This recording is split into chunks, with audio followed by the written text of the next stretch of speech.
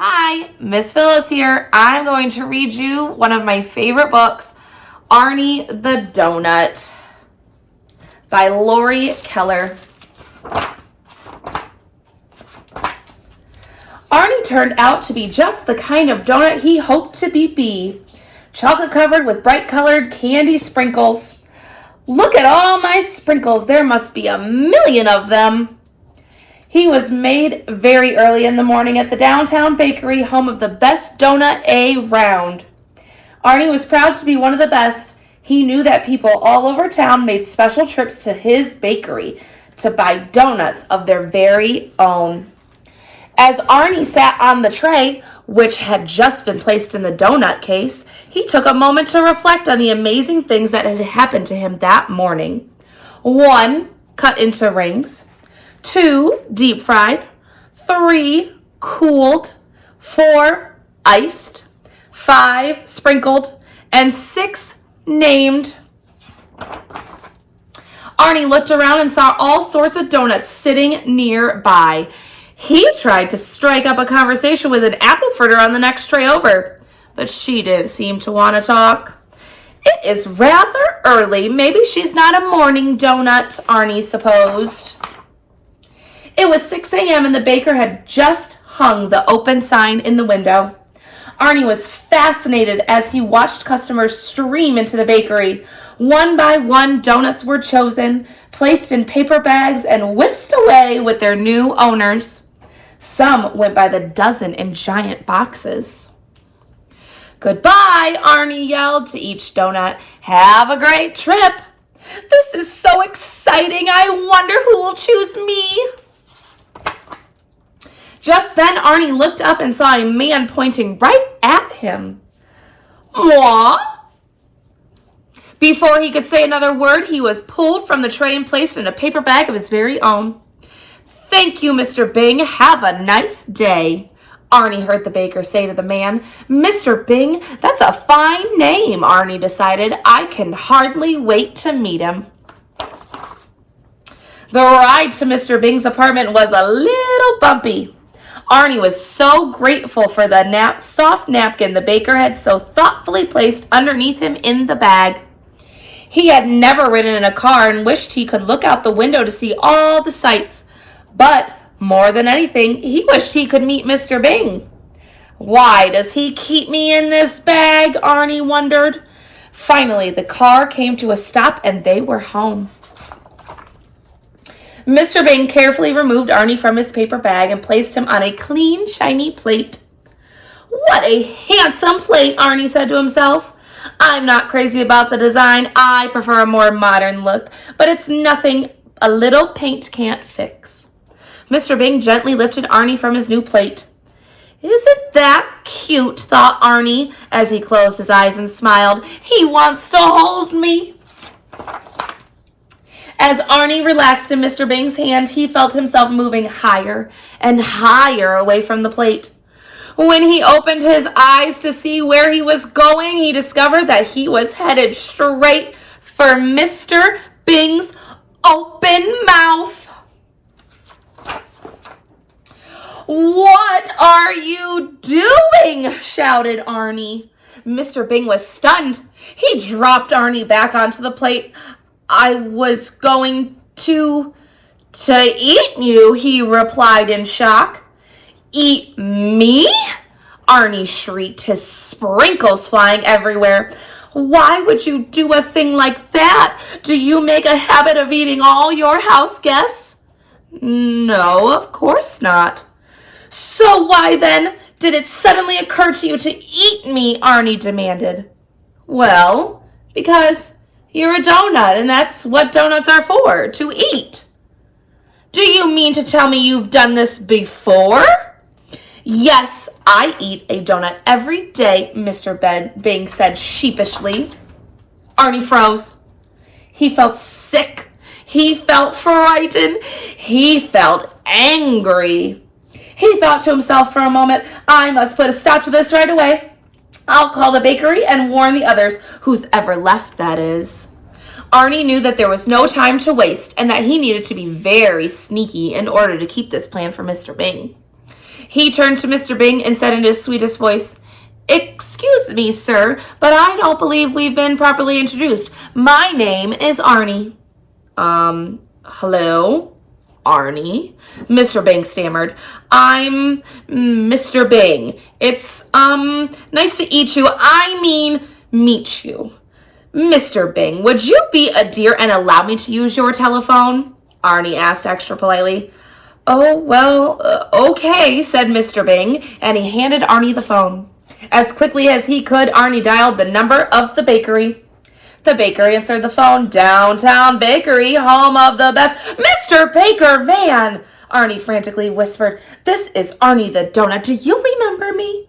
You made me at 5:15 this morning, and I was bought about 20 minutes ago by a man who goes by the name of Mr. Bing." "Yes, Arnie," the baker answered. "What can I do for you?" "Now, I don't want to alarm you, but just moments ago, that man tried to eat me.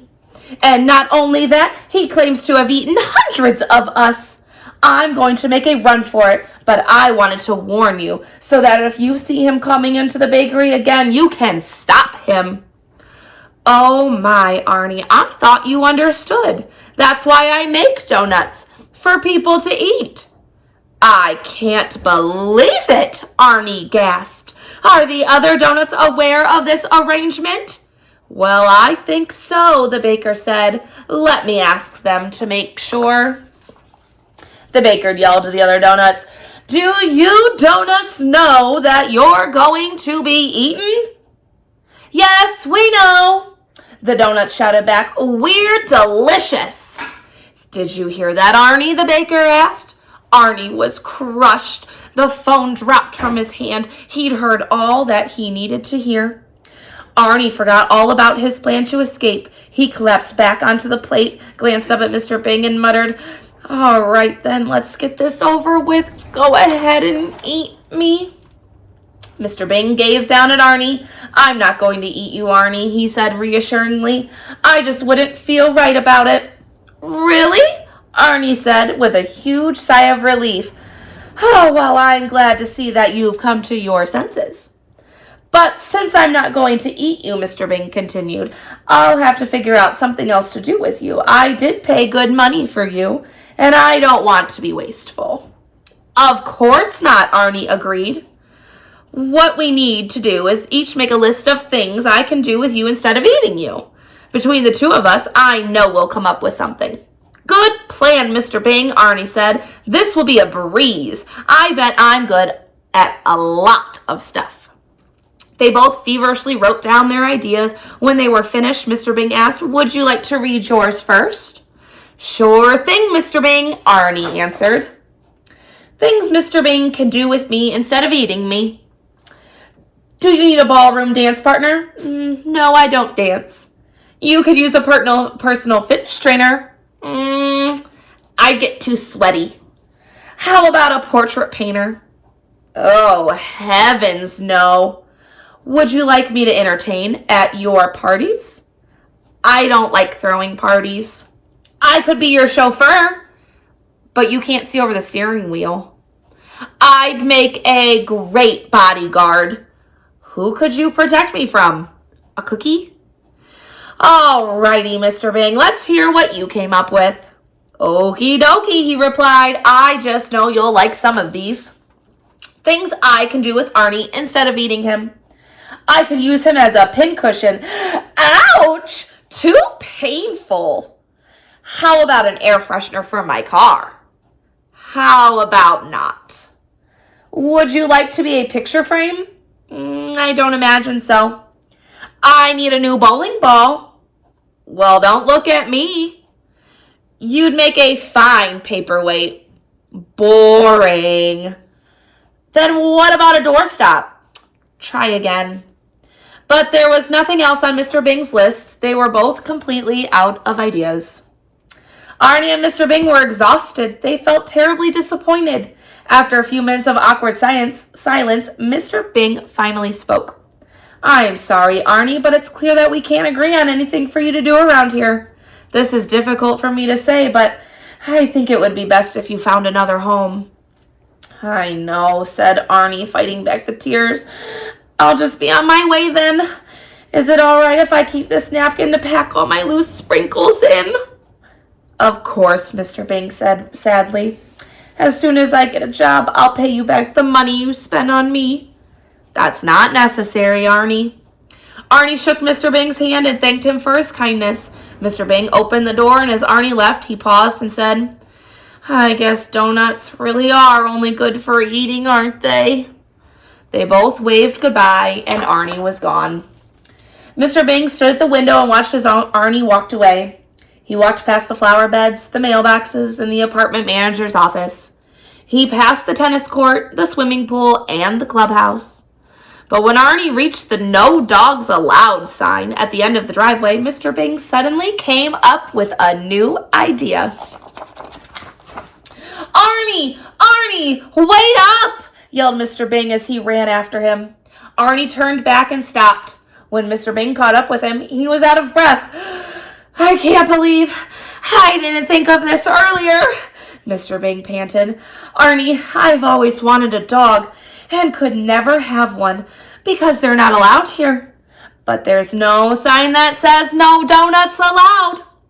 Arnie perked up when he realized what Mr. Bing was thinking. Would you like to take walks and play fetch? Mr. Bing asked excitedly. You bet I would. Can you do tricks like rolling over? Rolling over? Look at me. I was made for rolling over. Well then, there's only one thing left to ask. Arnie, will you be my donut dog? Oh, Mr. Bing, I would love to be your donut dog. From that moment on, Arnie and Mr. Bing were inseparable.